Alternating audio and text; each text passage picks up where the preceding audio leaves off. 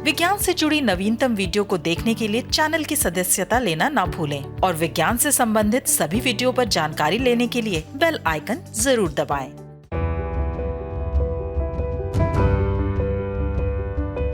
CSIR Indian institute of petroleum यानी कि IIP Dehradun के निदेशक डॉक्टर अंजन रे के अनुसार गांव-गांव बायोडीजल के लक्ष्य को ध्यान में रखते हुए संयंत्र विकसित कर लिए गए हैं। इसकी शुरुआत छत्तीसगढ़ से की जा रही है। रायपुर के निकट एक गांव में एक बैरल 159 लीटर क्षमता का बायोडीजल प्लांट लगाया जाएगा। देश में 6 लाख गांव हैं और लक्ष्य है कि कम से कम 10% गांव में ये संयंत्र अगले 4-5 सालों के भीतर स्थापित हो जाएंगे।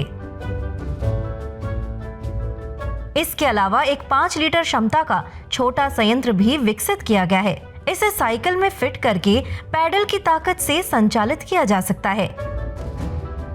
ग्रामीणों के पास यह संयंत्र लगाने का भी विकल्प होगा।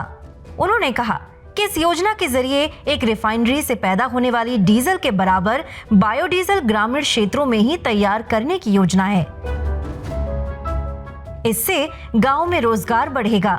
किसान अपने पंप, जनरेटर, ट्रैक्टर आदि के लिए खुद ही बायोडीजल तैयार कर सकेंगे।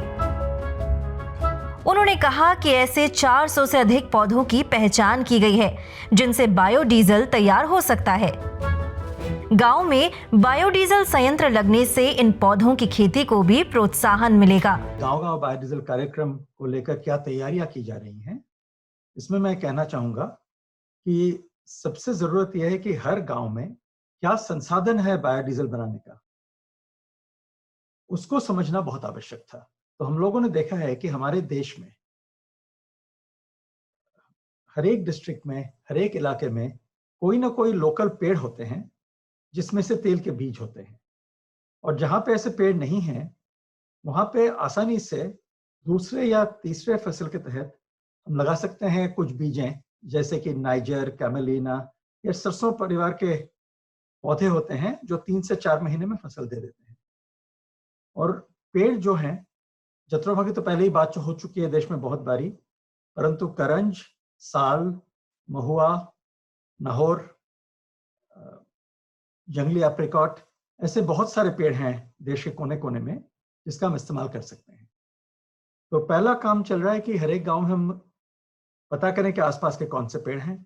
दूसरा, गांव के आसपास या गांव में जहां हलवाई हैं और जहां पे लोग जैसे समोसे बनाते हैं, उसका अपशिष्ट तेल कितना बचता है उसको फेंक दिया जाता है, वो अपशिष्ट तेल भी काम आता है। तो पहला काम है कि जो संसाधन लोकली मिले, संसाधन का एक आइडिया लेना, ताकि हमें मालूम पड़े कि हर गांव में हम कितना वो संसाधन दैनिक कर सकते हैं। दूसरी बात है कि हर एक गांव में हमें लोग चाहिए जो ऐसे मशीन चला पाएंगे। तो हमने मशीन को बहुत आसान बना दिया है। एक छोटा मशीन 5 लीटर साइज का, लोगों को आदत करने के लिए, जो कि साइकिल पे भी चढ़ाया जा सकता है। साइकिल चलाने से भी उसके लिए जो उपयुक्त ऊर्जा है वो ऊर्जा मिल जाएगी, या तो बच्चे खेलें उसके 4-5 हैंडल घुमाते रहें, उससे भी काम आ जाएगा। तो हम लोगों ने सोचा कि थोड़ा सा खेल और प्रशिक्षण एक साथ हो जाए इसमें। और तीसरी चीज है, उसके लिए 2 केमिकल आवश्यक हैं।